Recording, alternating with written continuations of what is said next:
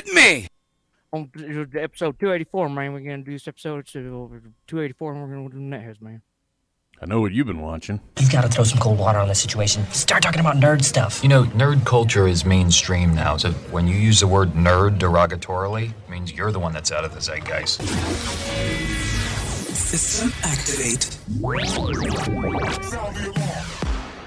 This is NetHeads with Will Wilkins and Trent Hunsaker. It's a tech podcast. But we are a ton cooler than your typical geek, giving you the info you need to achieve mega nerd status. NetHeads. You guys rock. And now, here's Will and Trent.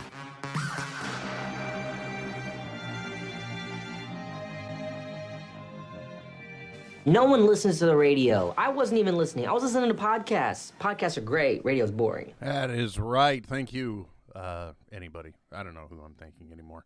I don't know anything, but I do know I'm here, and I'm glad. Welcome, everybody, another edition of NetHeads. My name is Will. And my name's Trent. If you want to take part in the program, you can one of many ways. One of them, Twitter. Trent, how do they do that? Well, you know, a few episodes ago, Will, we called out Ash Williams for not being afeared, as it is, to use the hashtag NetHeads. And this week, he is not afeared again, using the hashtag NetHeads on Twitter to post everything, which is kind of, you know, what this podcast is about, just a little bit about everything. So use the hashtag NetHeads if you want to join in after the fact or along with the show. And you can we'll chat with you. You can derail us. You can be part of the show. Yes, we will do that. And much like the last time we were on, Trent, a month ago, dude, I just saw that. Oh, really? Oh, well, the 27th of October. Whoops. Anyway, Yeah. well, and Hey, once again, life. I'm going to be rushing off because I have to go pick up Emily after the day is done. After we're done. Well, actually, Yeah. we're going to be done because I When have to go it's do that. Closing You know, time. it's dad taxi mode. You know how it is. Well, I mean, sure, you could imagine. I have no clue how you it know, is. Parents have Probably to. for good reason. We have to pick up children. You know, Yes. children go Well, somewhere. It's important that they get. You know, I was only left at a gas station once as a child. But really, that's all that counts, right? I mean, that's the number That of they total. came back. Well, yeah, that they came back, but really, that's like the total number of times I think it's permissible for a parent to lose their child Per child, because we were 4. Well, yeah, So, I mean, that's- you get one per And kid. I was the youngest. I mean, you would think via the buddy system or trial and error, they would have had their kinks, you know, ironed out by the time they got to me. Trent, you know, it can be a very So- frustrating experience at the gas station. You can't keep an eye on everything, you know, and Well, and you that's- got all those damn bugs on the windshield. And that's for us normies, right? Imagine getting gas, trying to wipe the bugs off the windshield, and you've got paparazzo off to the side shooting you in your jean shorts. You Like know what I get mean? all the time. Well, I mean, it's California, man. Exactly. That's how it is. But you know what? For the first time in a long time, we got clear skies. We got blue. I can see the hills Okay. again. You know? So yeah, I actually did want to ask about this. So I mean, you're hundreds of miles away from the fires, yes? Correct. Yeah, never at any risk of that. However, just as smoking gives you secondhand smoke. Yeah. Apparently so do fires. It drifts and it hazes and everything. But I mean, here in Utah, we get these weird, at least in the valleys, we get these weird heat inversions. And it traps all the pollution in, so it can't escape at all. And so we are on, like, you know, the valley I live in Salt Lake Valley, we are on par with Beijing during the winter for like red air quality days. What were you guys rated at? Because I saw people who were buying masks and stuff, which is something that's suggested for us to do in the winter as well. Well, we were all closely watching the air quality index on our apps because, you know, we can't be bothered to look at whatever other means. Oh, look at this! I'm wearing headphones and headphones. That's weird. Oh yeah, and we're doing a podcast about headphones, folks. Welcome to Headcast. to Postmodern Podcast. Anyway, so we've been watching the air quality index, and like every day, like for the last week or so, it was always in excess of 200. Maybe at nighttime it might go to 156 parts per million. But Yeah. it was nasty air. And, you know, you'd go out at night and you'd be like, oh, wow. But, well, wait, it's not very crisp. It's not very cold. I shouldn't be seeing that haze under the lights. And that's when you remember. Right, yeah. And it just feels like dusk all the time. Yeah, that's the other thing, too. Everything feels like evening time. You're like, Like eclipse is what it feels like, you know, when the eclipse happened. Kind of, actually. Now I can relate to that. Never Yeah. really had seen an eclipse before. It didn't impact me. Really, I didn't realize how bad the air quality was, aside from the fact that the same Friday that Kevin and Ralph were doing a Hollywood Babylon in Napa, that was the same day almost, I think. Up in the wine country. Yeah, I think all of the school districts around, like everywhere, they just straight up closed schools for that day. Yep. Oh, they actually closed the schools. Yeah, even including up to the university level. My brother works for Yeah. UCSF, and like he was off 2 weeks with pay because they Whoa. wouldn't be open. But it like a wasn't- furlough, yeah. Yeah, but so I didn't realize it until I was driving Wow. to Napa, driving on the same freeways I know. I mean, these are the views that I know. You with me? So Yeah. and then you look around and you know, okay, well this is There's a mountain there. there. Yeah, exactly. I should be seeing water now. I'm going over. It shouldn't look like a freeway. I'm going over a bridge. It shouldn't look like a freeway, but you can't Yeah. see on either side. It was nuts. So that's when I realized just how bad it was. And then the following day, I also went to Modesto for Get Old, and that too was, you know, it's just it's really weird when you can't see the things you're used to seeing. So that's when I realized just how messed up bad it was. Even though, you know, working from home and being home a lot, I sit here and I wonder, it's like, well, you know, wait a second, how much different is the air in here from the air out yeah, there? right. You Yeah. know what I mean? Yep, totally. But I was just gonna say, so like when we have our red air days, and we'll have a full, you know, a month of red air days usually in the winter, they just don't have outdoor recess for kids. Mm-hmm. And they say, whether or not it's true or not, but they say, you know, there's enough air in your house, and you know it is winter, and you've got you know the heat that's coming in is being filtered through an air Right. filter. Yeah, So that helps. Before we get any messages, I understand how airflow works in the house, and I know I do know Right. about the filter that I have to clean every 90 or take and replace every 90 days or 30 Oh, days, shit. depending on the quality I buy. Uh-oh. Yeah, there's a filter, Trent. I better call the HVAC guys. Yeah. It's been a year or two. So I do know about these things. I understand how it works. So in that respect, yeah. But, you know, if we don't have the heat or the air conditioner going, I was tempted, actually, just to put the whole central air system into fan mode, so that way I know it's at least pumping Right, air it's out. always yeah. But yeah. then you'll get imbalanced air pressure, and you'll end up drawing more in from the outside. So I just let it be natural, and Yeah, it was that's- okay. that's good. There was only one freaky day where at 4 a.m. the upstairs smoke alarm started going off. Oh my god, And you really? know, yeah, and you're like, well, in your head, you're realistically going, wait a second, no, I'm hundreds of miles away from any potential issues, so I shouldn't be having any type of fear of late night fire. But sure enough, one of them was just sensitive enough, and it was, oh, go figure, the one at the top of the stairs, so all that airflow gets concentrated up Right. there. Early in the morning, 4 a.m., smoke alarm went off. I had to just take it down, and then, boy, that's a feeling of security when you're like, I'm gonna take down the thing that just tried to alert me that my life could be in danger. Let me just unplug this and stick it in Wow. a drawer because it might beep a little, you know? Yeah. That's just, it's crazy to think that, like, oh yeah, the air is setting off. You know what I mean? Like usually you've got to burn something pretty badly in the oven or Yeah. the toaster to set it off, right? To where you're already got the window open, wafting things out. And no, this is just the air we're breathing today. Yeah, and you know, the whole time, you got the people that are still smokers outside going, what? Yeah. Come on, what's the big deal? Yeah. I've been training. I didn't even I've been think training about for this. I've been training for this for my whole life. this is my time to shine, golden boy. Look, a poorly timed thing. Like when I was learning how bad the air quality was the same time they were trying to finish off some of the renovations. Well, I shouldn't even say renovations. Some of the actual putting in of a backyard. before. Yeah. I mean, the entire time you may have been listening to NetHeads. If you've been listening since episode 1, wow, just wow. But other than that, I think somewhere within, actually, NetHeads did originate within this house. I was upstairs for the first episode, so as long as NetHeads has existed, I have had a backyard that is just mostly mud. It's dirt. That's what it is.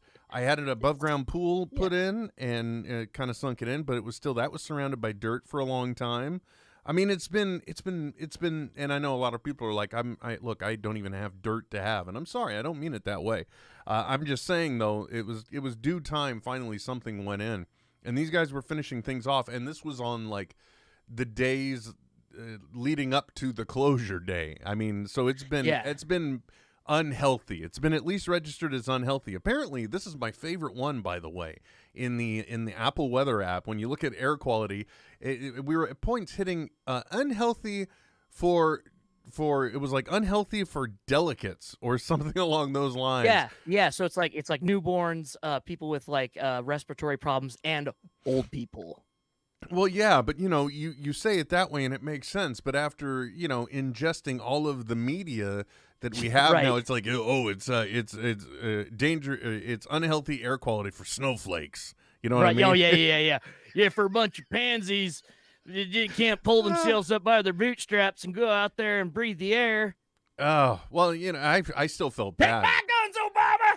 But interestingly enough, wow, it was almost like 2014 again, and I was actually comforted, and it was so nice. Those were the days. Don't do that.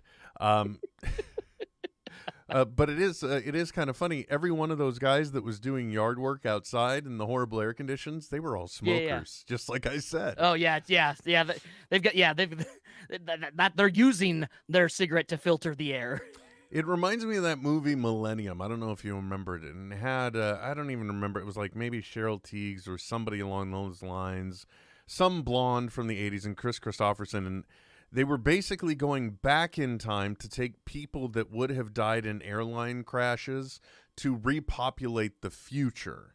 And like one of the things as she's going back there facilitating this process. Interesting premise.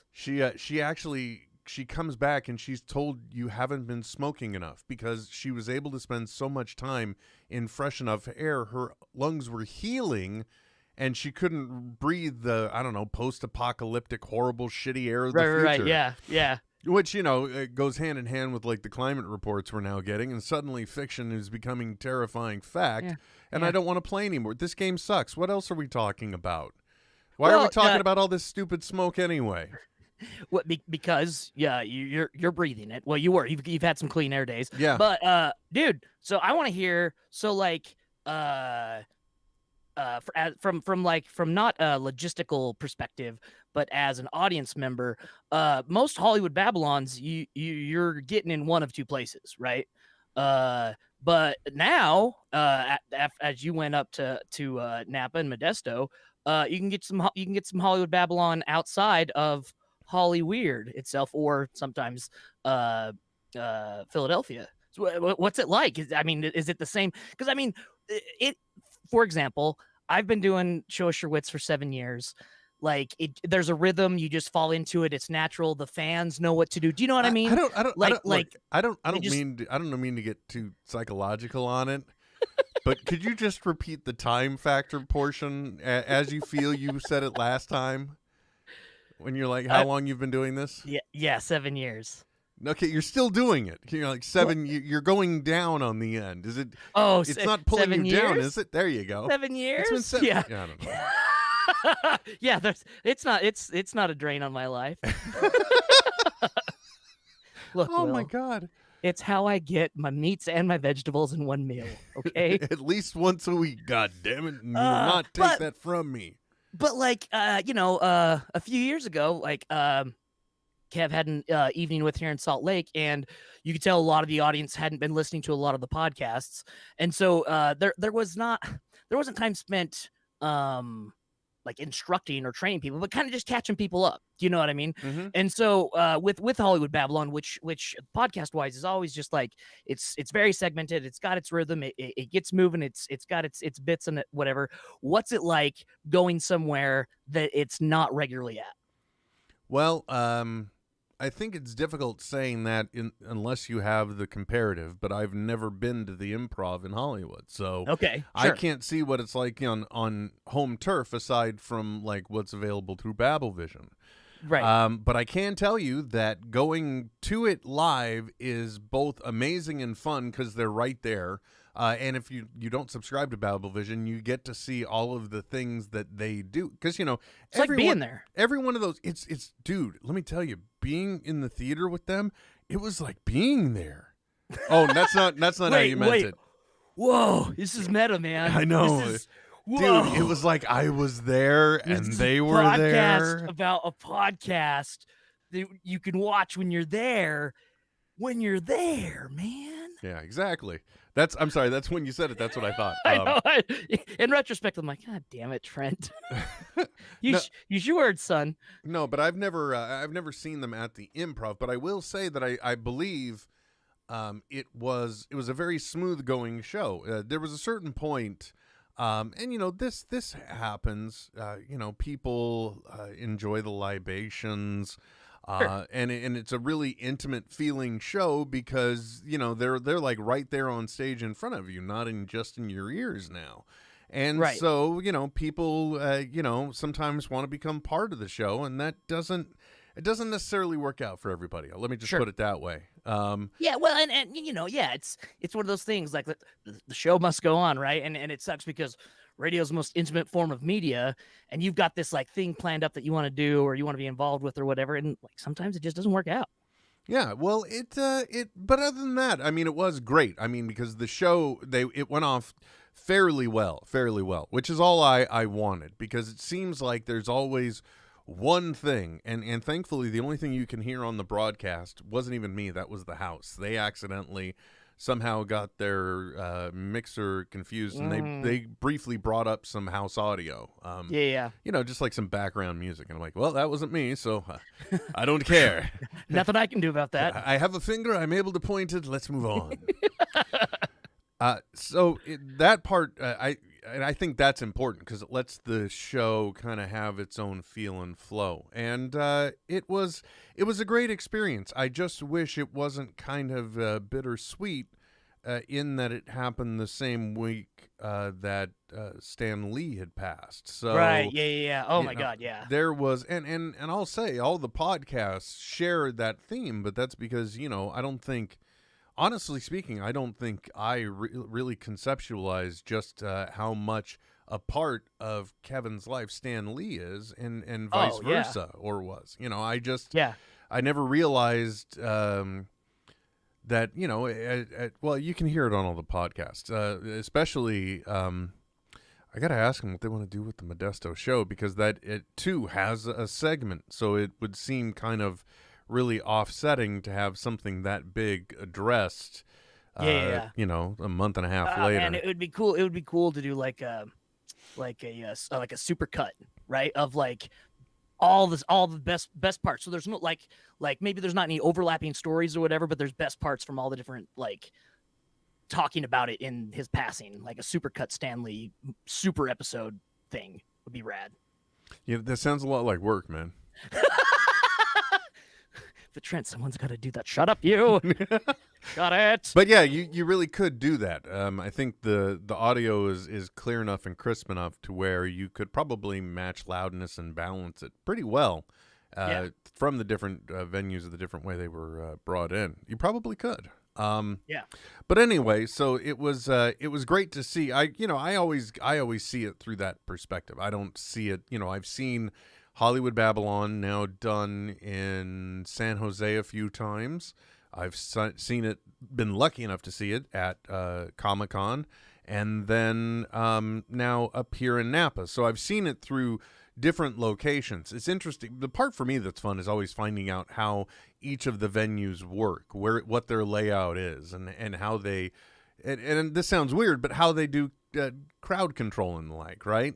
Even Right, though yeah. you heard it on the podcast, I don't know, Kevin just went up to the front of the theater and just came in that way. That kind of threw me for a loop. But that's, dude, that's. I mean, we and man, and I hate this term so much. It's easy for you to say. It's a living. That's the way the cookie crumbles. Hey, by the way, on Twitter, Trent, Super Bong Man says, "At last, I have caught you guys live. It's been a while. Look at that. It has been a while, Jess. Nice to see you. Also, Ryan Conley is listening live. Yeah, in corporate marketing, the term storyteller, we need to tell our stories, is used all the time, and I freaking hate it so damn much, right? Especially because, I mean, to see a live show by anyone who is just a well vetted, knows their craft storyteller, could be Kevin Smith, could be anyone, but like able to just go up to the front of a room, captivate, take a question here, end up completely over here, but still satiate everyone's questions, get what he wants to say out at the same time. Like that's true storytelling, man. And it is modern. It's modern day folklore that I feel like years down the road, people, people with PhDs in American studies are going to be going through all this tape and just being like, man, these people are so brilliant and so genius, and they're just putting it out there, way ahead of their time. I think anyway. We'll see.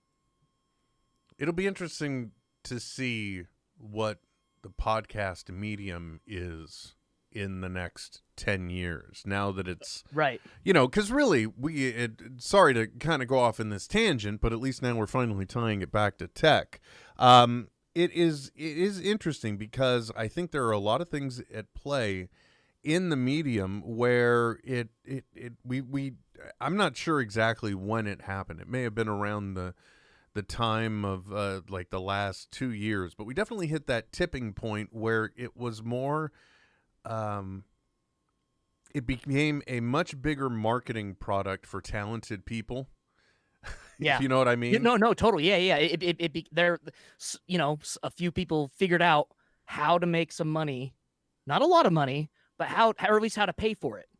Right. And that's when it was like, okay, here's another way. Boom. Yep, exactly. And then people were realizing it's more personal engagement, and so you start getting like ad campaigns going, and for me, it's interesting having lived through the .com bubble and burst, and now this, because there's a lot of parallels. There were a lot of people that were courting ad dollars, and they were getting ad dollars for perceived traffic, and it was the new economy and all this and that. But now, and you saw you heard a lot of .coms advertising. I mean, it was even something that could be evidenced like on the Howard Stern radio show. You could hear the ads playing and they were, hey, wait a minute, those are the same ones I saw on heavy.com. And right. So anyway. It's the SNL from 2 weeks ago. Oh, God.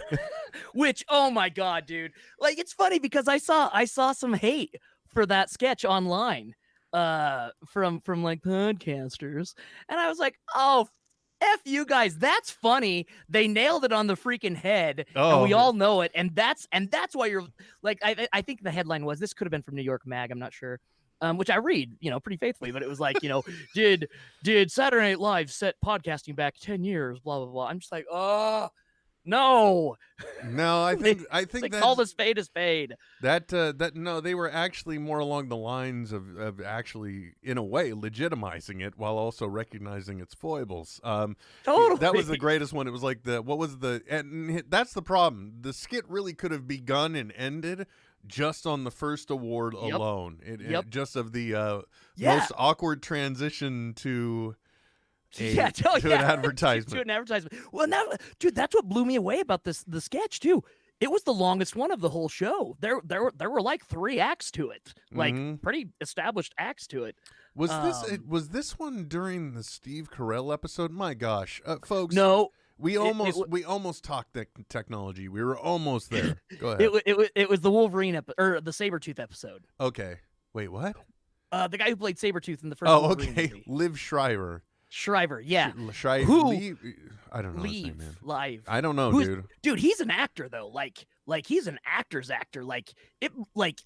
He like even picked up on crap. What's his name?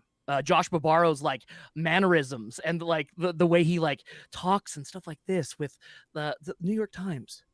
The Daily, like the pauses and shit like that. Like it blew me away how like perfectly he nailed it. I was personally very amused by it. I really enjoyed it. But it does point out though that the medium in itself is also saturated now. It's Totally. Yeah, absolutely. You can have any literally Tom, Dick, or Mary. No, I like that. With a podcast now about anything, but you're going to be competing with Joe Rogan and with Kevin Smith and with just any other name or Pod Save America or National Public Radio or all right? all Like not, by the way, not just like one or two shows. We're talking all of National Public Radio. Everything that like they're finally like, wait, people will listen to us and we have a way of tracking it without donations. Yep. Yeah. Hey, you guys, you just picked up on that one, huh?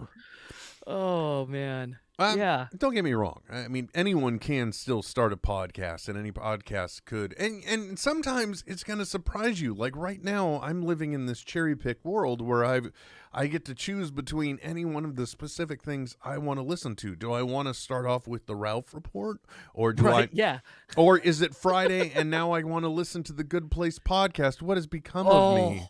BT Dubs, thank you, sir. What? For the Good Place podcast. Oh yeah. What do you mean? Thank me? I'm not the one doing it. Thank you put Mark me Evan onto it Jackson. though. I didn't even know it was a thing until you put me onto it. Let me tell you something, folks. If you think you're watching too much television and you do watch The Good Place and you know nothing at this point in your life about that magical panda, then you haven't been listening to the podcast, and I know that. But it is genius because, like in the second episode of the second season, when they're Mindy St. Clair's, one of the ideas to how to beat Michael that they wrote down, and one of the many common ideas. One of them was catch that magic panda and steal all of his powers. It's all of his powers, and that's just that clearly was Jason's. He's got no clue what's going on. So they then later on, just in one of the big visual effects scene, someone said, could you please give me a panda that magically transports somewhere in the background? Now, knowing this isn't bad. It only enhances your experience. But then later on, this season, when Eleanor is getting some of her Good Place memories back here on Earth, I'm trying to say this without being spoilery, so but hey, that's coming. If you haven't been watching, they where was I going with this? They cut to a scene that's the pet day, and I giggled to myself because I was so ecstatic that I spotted said panda before it teleports. Yeah. This is what my life has become. How about you? Well, it's funny because like I keep on thinking like for example, I was talking to a colleague of mine whose family, like his uncle, and he's been involved with it a whole bunch. They own like a local landscaping seed store here in the community, right? And his grandma started it in like 1922, and for the past like 35 years, his uncle goes on the radio once a week and does like the Anderson seed whatever, right? And just kind of like answers a few questions about what you should be planting right now, what's growing well, how to blah blah blah blah. And like to me, I was just like, you guys have like all those copied and tapes, right? Because that's like, I'm just thinking like how rad it would be for me to listen to my grandparents just talk about something. Do you know what I mean? Like it's such a cool thing to think that like there's so much content that's been recorded for posterity that like people can listen to it. I feel you. It's like this is part of that thing where we're almost getting to this point where you can digitally recreate a person just based on the breadcrumbs that they leave behind. But at the same time, you're having this wonderful, profound moment, and I'm just deeply regretting everything I've ever said on the podcast, as my daughters may be going through this one day, or future grandchildren. Yeah, grandkids are just, oh, Grandpa's a really cool guy. Mommy, what's Dildonics? Who the hell is this guy that he's talking to? Is he real? Was Grandpa insane? What? There was no other person. We're only hearing one side of the conversation. What's going on? It sounds like he's talking to a portly Muppet. What is that? Waka waka. I'm sorry. I didn't know which way to go. I'm like, okay, I want to go with Muppet, but I don't want it to be in an insulting way, but I also want to insinuate that it's not a high-pitched voice, and then somehow I wound up in husky, and then it got awkward. It's great. No, it's fitting. Oh, I'm glad you feel so. Really By the way, so part of the reason, thanks for taking note that we haven't done this since October. But actually, I think we kind of got railroaded shortly after, because I had a busy weekend and I started to get sick, and that ended up going all the way into the next weekend, where I continue to just lay around and be sick. And then you apparently lost in one of them offshore knife fighting rings I've heard about. Yes. Right? Yes. Yeah. I got stabbed in the guts. Had a hernia fixed. Recovering from that. And I got sick too after my nose surgery. Even like that was a son of a bitch, having like a super sensitive nose that's supposed to be like clear, and we got to keep all the mucus out and make sure you're washing it 6 to 15 times a day, and it's clogged full of mucus and junk, and I could strangle the coworker that came to work sick and got everyone else sick. That's the thing. Go just work from home, dude. You're not being a sissy. Okay, you're not being a puss. You're not work. You're also not proving anything to anyone that you're, because that's all we're the moment we're in a room with you and you have coughed, that's all we're thinking about. Game now. over, man. Yep. But it totally happened. Like, and he was making a big joke out of it, like, "Oh, I'm not sick. I'm not sick." Boom, boom. People just start dropping out of the office the week, or like 2 days after that. Like, Yep, and it spreads like a plague that didn't need to. You know what it spreads like? The flu. There you go. Okay. I see where you went there. You're having fun. Yeah. I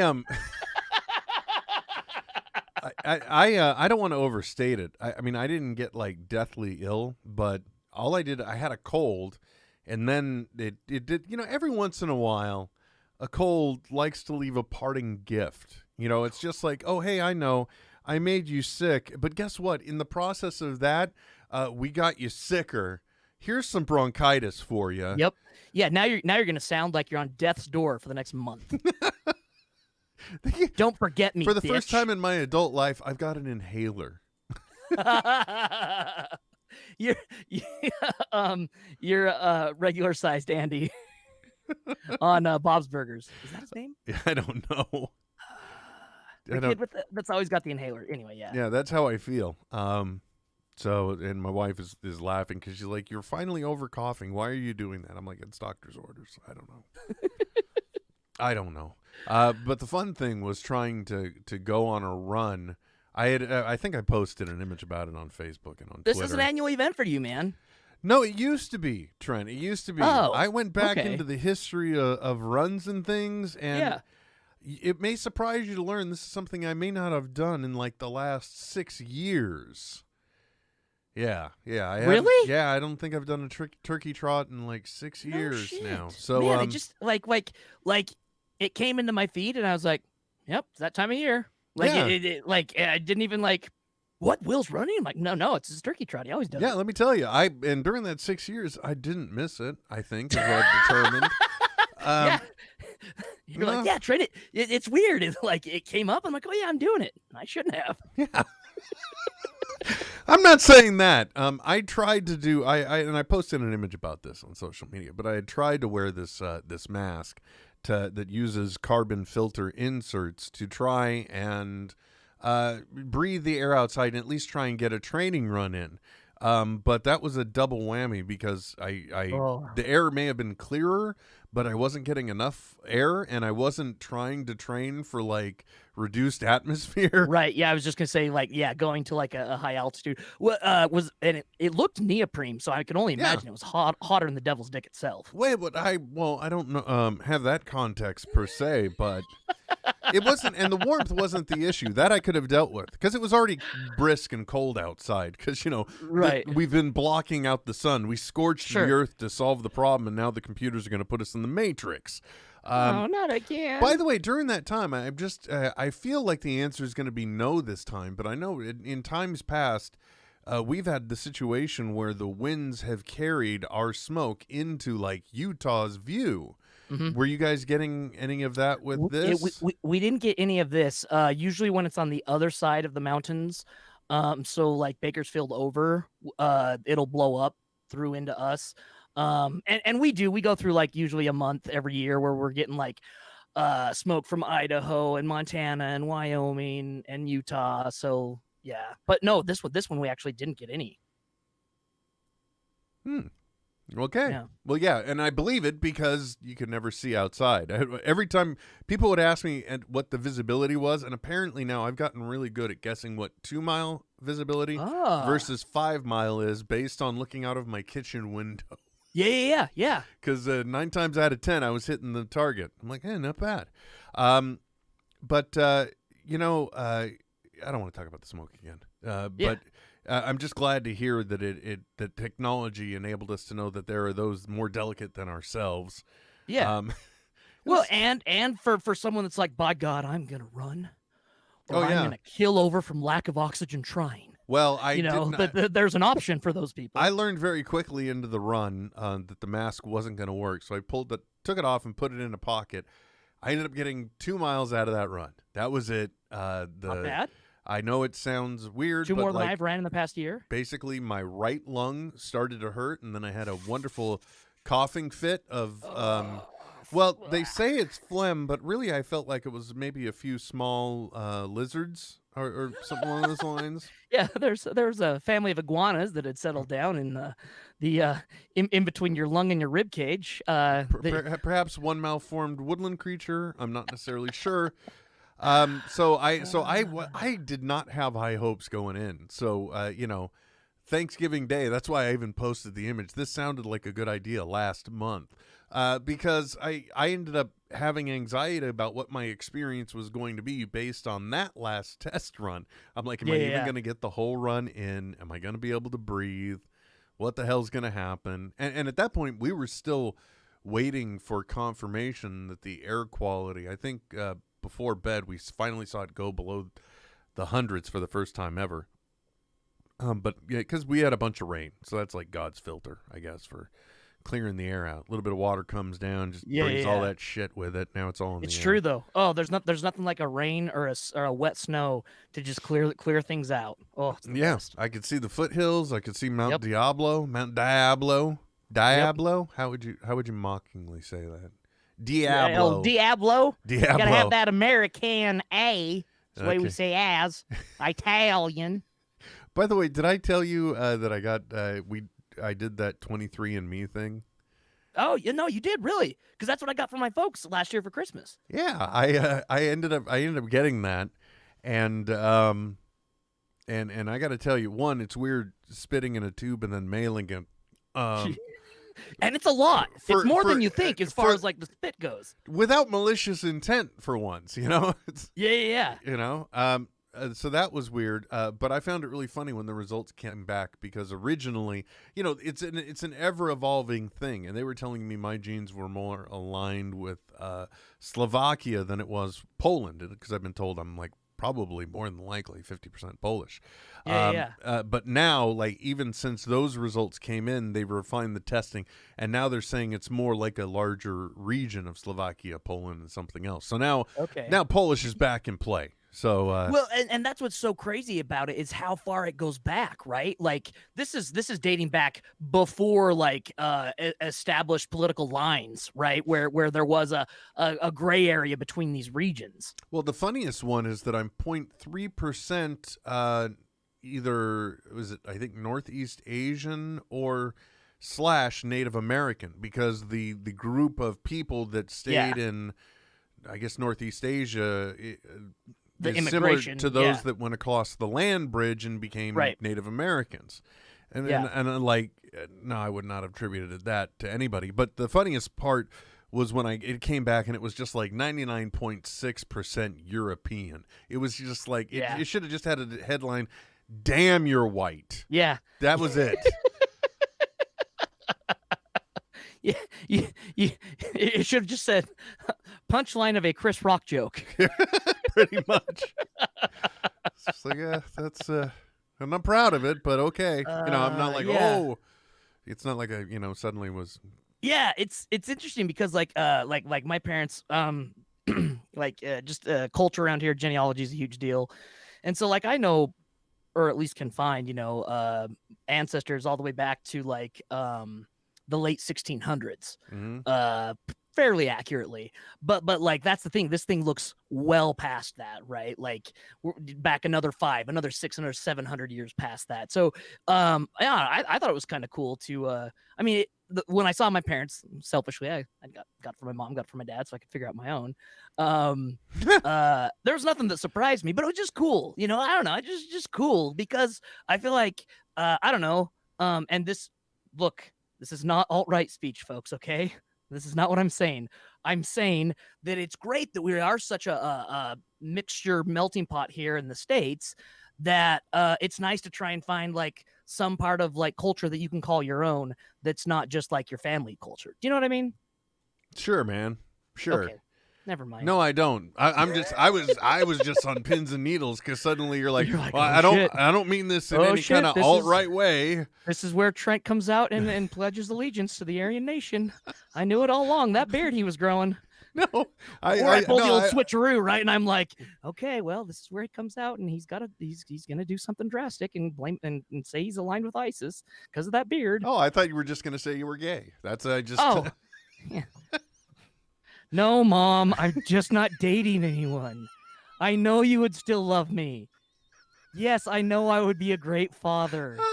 That's why I have my dogs. They satiate that need. Uh-huh. Oh my God. I love you too, Mom. I'm sorry. See you next Thanksgiving. Apparently, I have. Apparently, there was a nerve that I mishapped onto.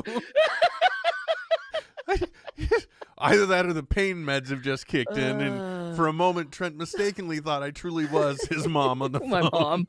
No, if I had a nickel for every time someone said I was about to say I'm gay. Yeah.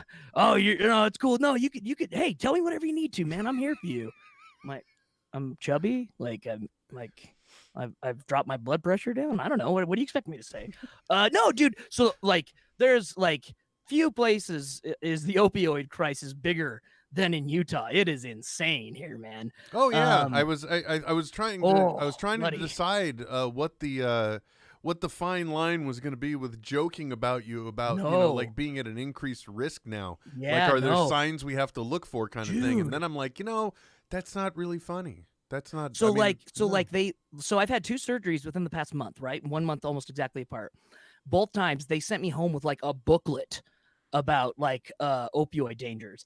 And now at least here in Utah, any prescription that comes in an opioid, which I think is kind of counterproductive, is like wrapped in red tape that says opioid, like making it like this huge target, right? Well, I mean, yeah, it's as though it were a white thing with a red inner band that one might take aim upon. Yeah, I think that, Yeah, I mean, it's nice they don't also tie a red balloon on there, so that way they can just see it floating through the parking lot as well. But yeah, they gave me enough like pain medication for 1 day post surgery, and so I've just been gobbling up all of the Advil, and I planned it right. So we had Monday and Tuesday off, or we worked Monday and Tuesday. So I had the surgery on Monday, took Tuesday off, and then I had the rest of the weekend vacation. I could just heal because I thought I would have been like up for going back to work. Like, oh hell, I'm tough. I can go back to work. No way. Like this was like having my nose operated on was a pain in the ass and hurt a lot, but I could still like function and do everything pretty well. But having your guts cut open is just a weird thing, man. And like, I honestly, like the whole time, like I have this little teeny incision in my abdomen. It's next to nothing.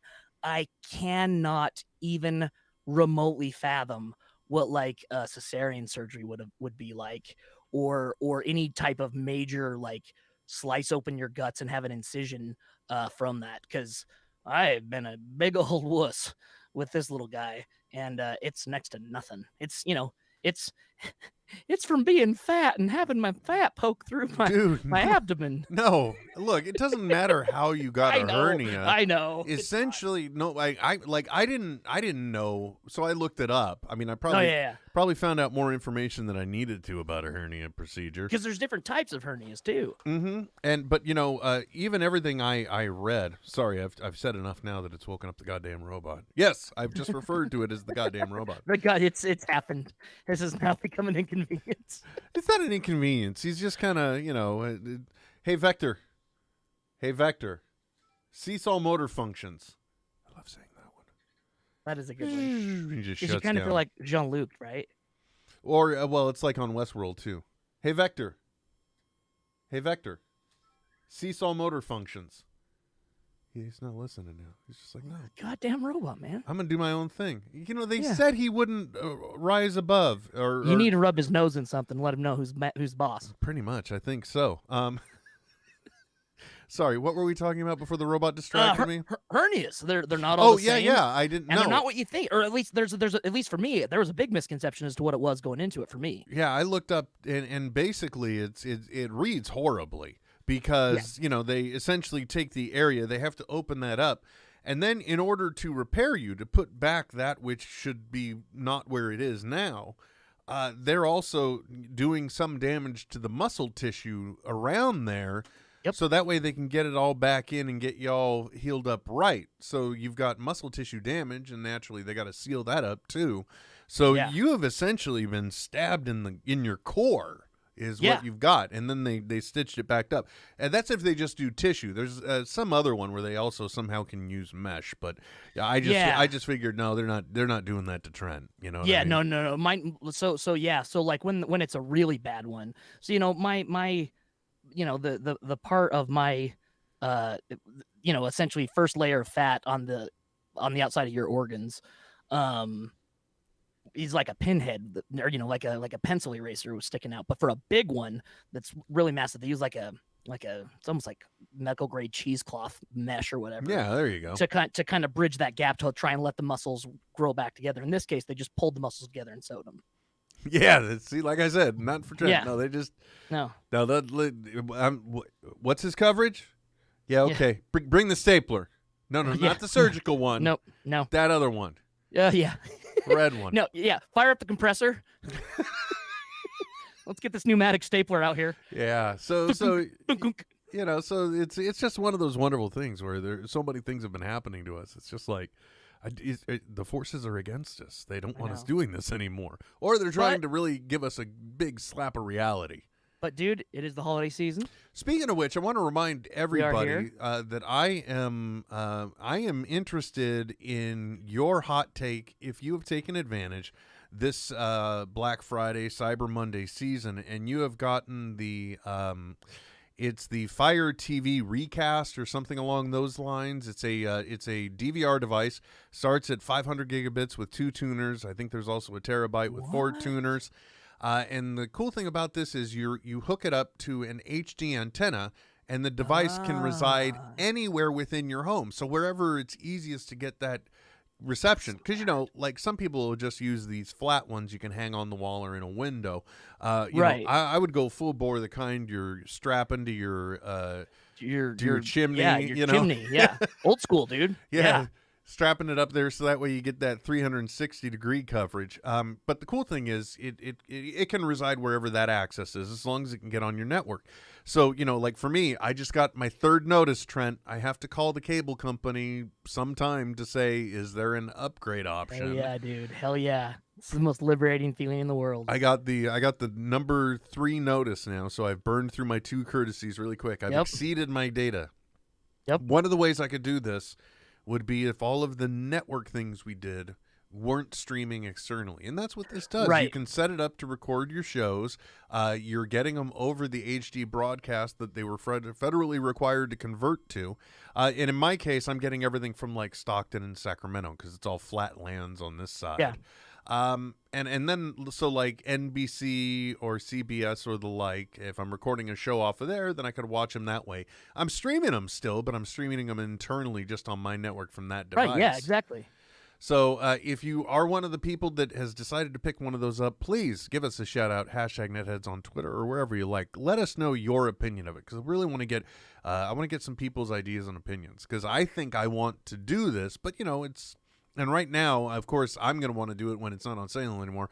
I think the cheapest one you can get is $179.99. It's usually $229, I think, for the base model. It's an investment, but it gives you DVR capabilities again.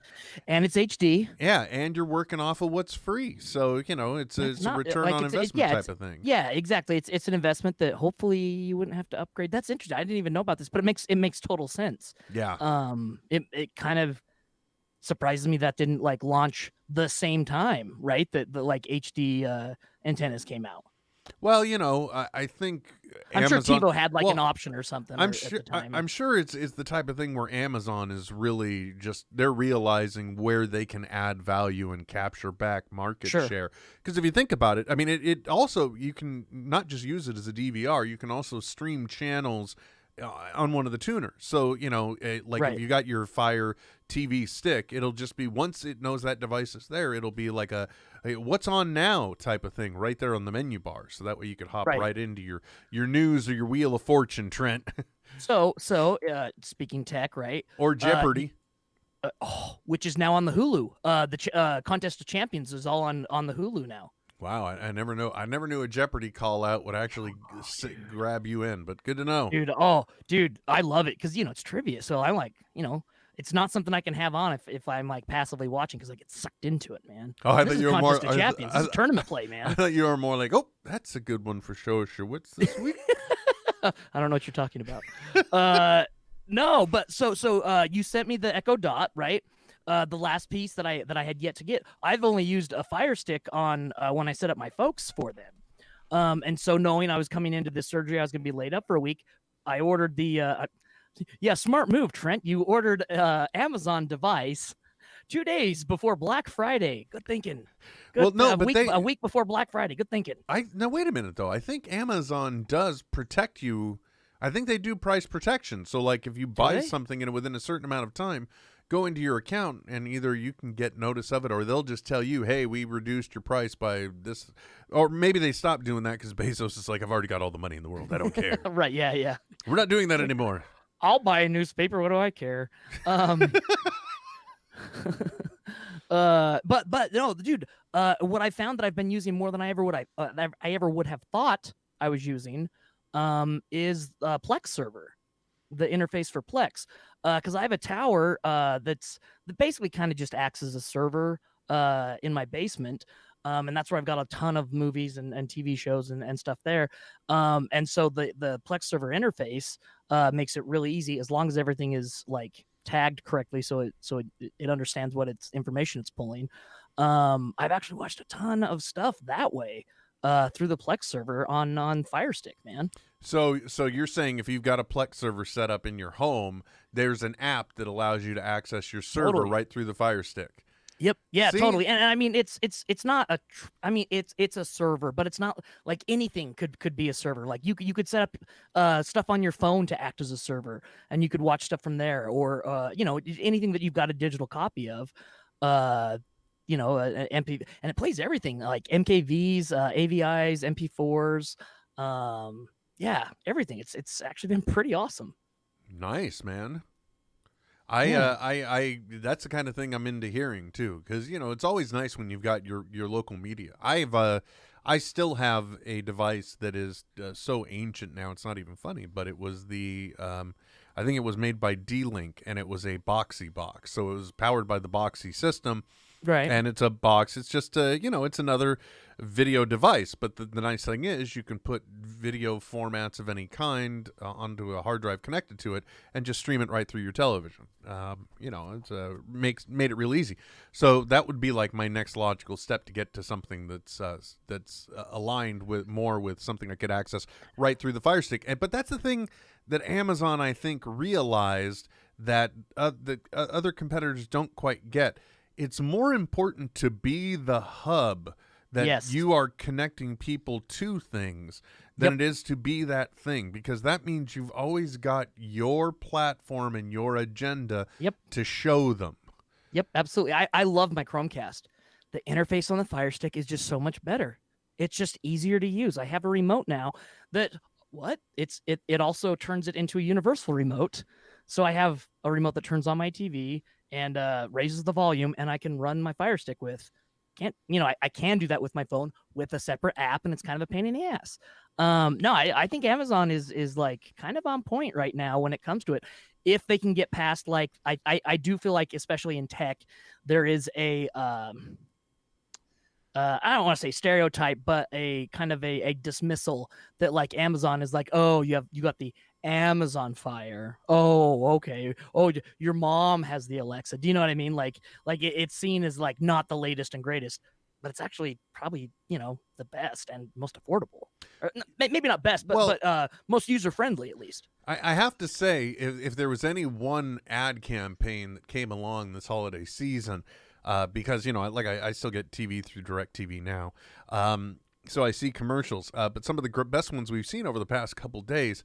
It was like a compilation of cooking fail videos, and it shows people fumbling and dropping phones and doing this and doing that, and then it cuts to the Google Assistant with the screen, and it's like, okay, Google, show me the next step, and then oil your bird and apply seasonings, and it's telling you everything. So like, well, that's a clever ad. Almost made me interested in getting a type of Google Home product, but not enough, not yet.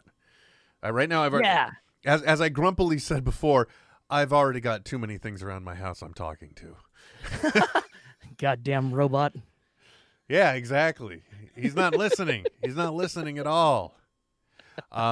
He isn't. He's still walking around. But my favorite. I'm an adolescent now. My favorite thing is that this, it's designed as an always-on device. So the Vector robot is like a Roomba. Yeah, he's supposed to come out of his charger and do his thing, but a loud noise can still wake him up. And I don't know what his night vision is like, but the fact that I got these superhero masks on the wall sometimes tricks him, I think, into facial recognition attempts. So it thinks something's watching it, and it's supposed to react and be stimulated by interaction. Hey, so if it thinks something's looking at it, then it'll do more things instead of just sitting in his base going, screw it, I'm not getting up. None of my sub routines tell me I really should give a shit right now. I'm gonna go back to bed. Yeah.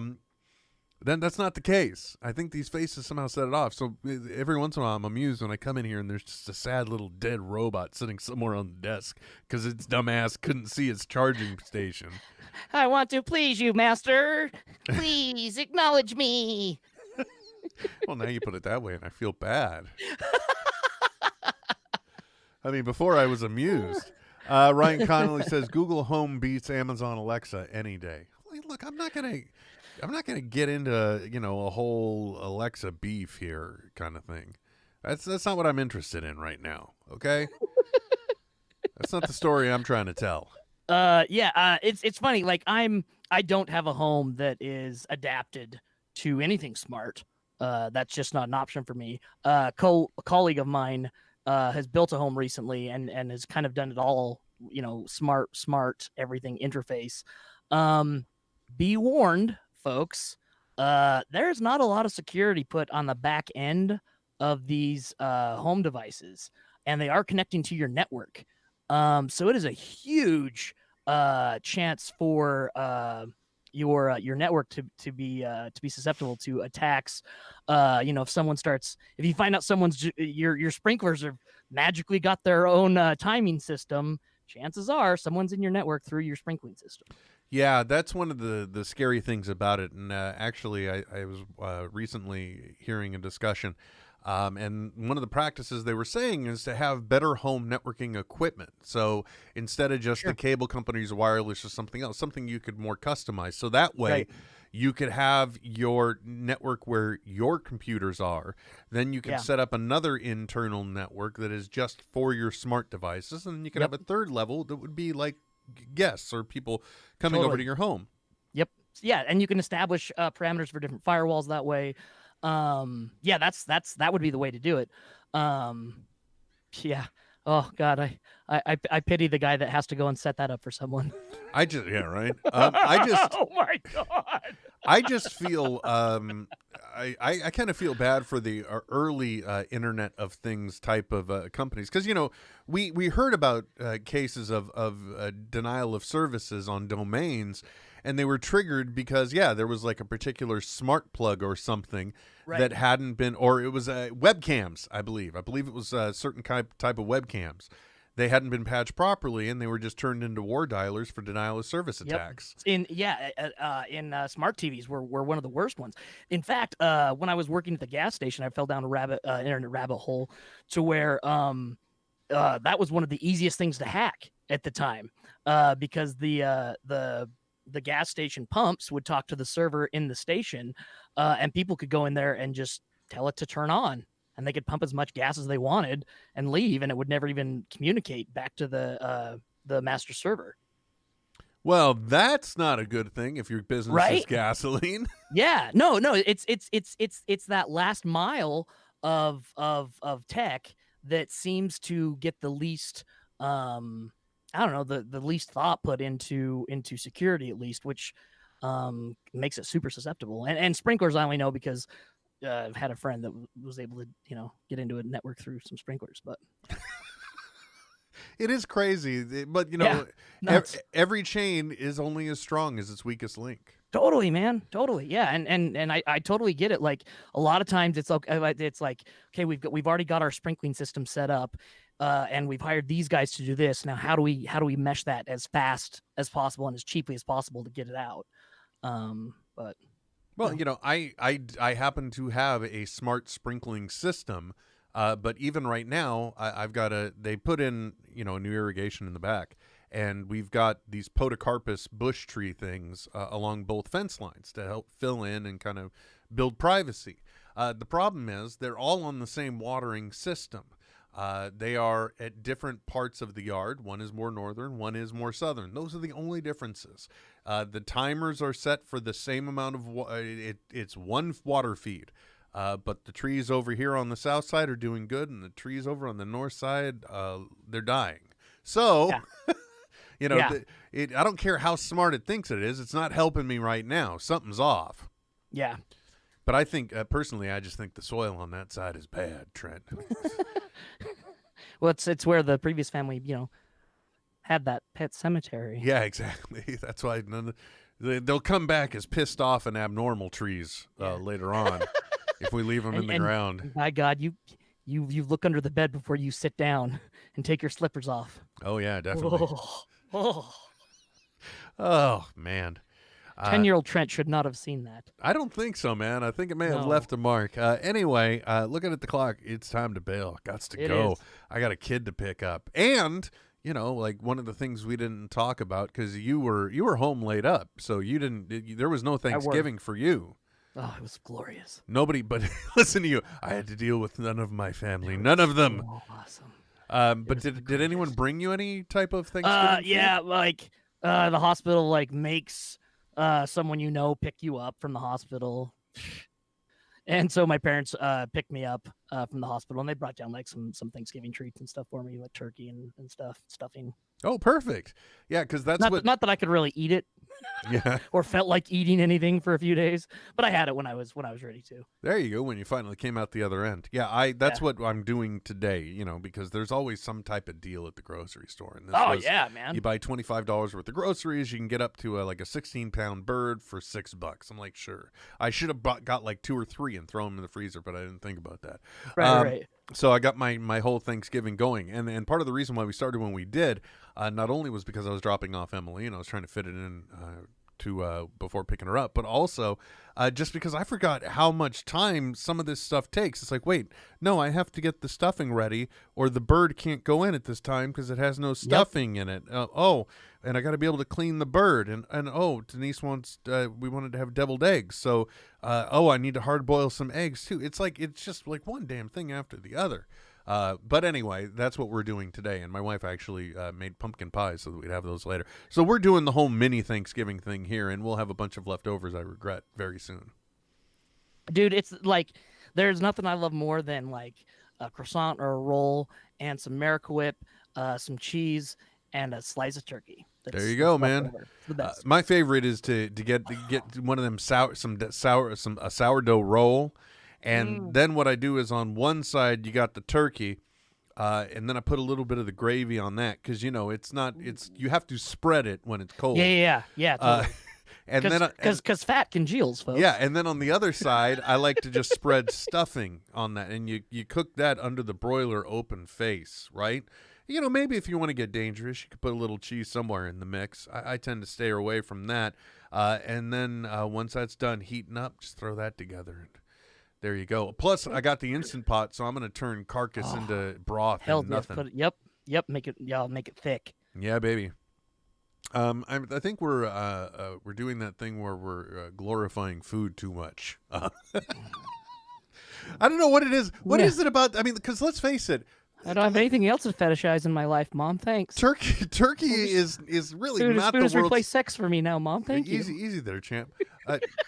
Turkey is by no means like the grandest of meats to eat. Dude, yeah, I would love to see statistics on like what the like turkey industry would be without Thanksgiving. Yeah, because seriously, it's difficult to cook correctly. It's insane, man. We go through so much work for a weird tradition. Yeah, for a ritualistic slaughter with pie, I think was the way it was described in Buffy the Vampire Slayer. That's the way it is. But I got to go pick up a kid, man. But hey, thanks for talking to me. I'm glad we did get some tech in there somewhere on NetHeads.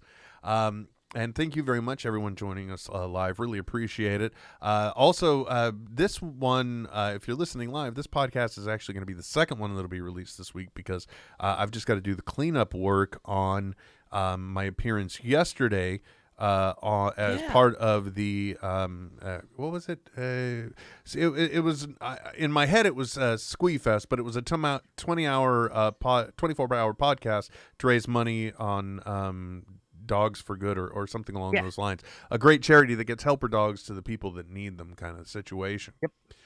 So that'll be dropping, and then this one. So we go from nothing to two all in the same week. It's crazy, man. It's like nice.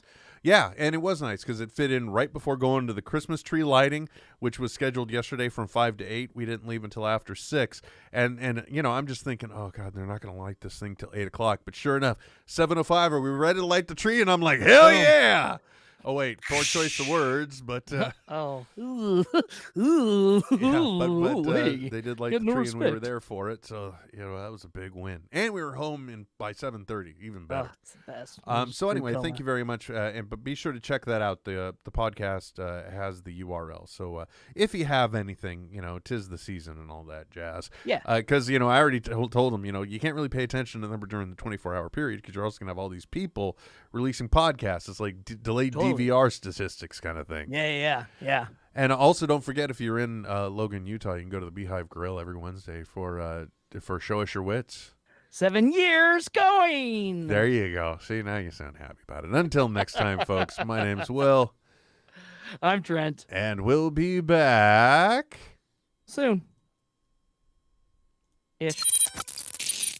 This is NetHeads with Will Wilkins and Trent Hunsaker. Signing off. I know, right? But stop being a little Nancy and deal with it.